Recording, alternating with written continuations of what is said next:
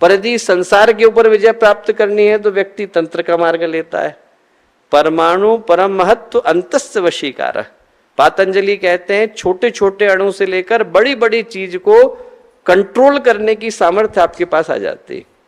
किससे? सावित्री से।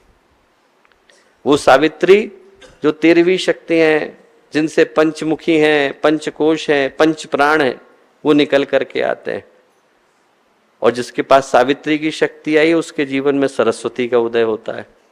संगीत, साहित्य, कला, ये सारी चीजें समाज की ओर को बह रही हैं। सरस्वती के बाद लक्ष्मी मिलती है।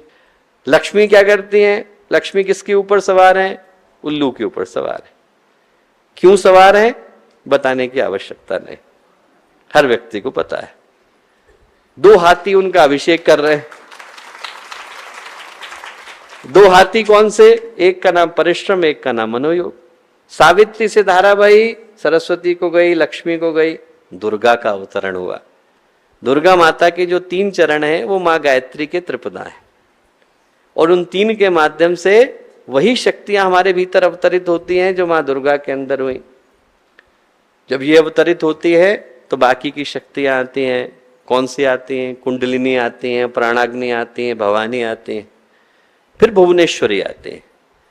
भुवनेश्वरी को वो प्राप्त कर पाता है जिसकी चिंताएं चली गई, चाह चली गई, परवाह चली गई, चाहिए कुछ नहीं, वो भुवनेश्वरी को प्राप्त करता है।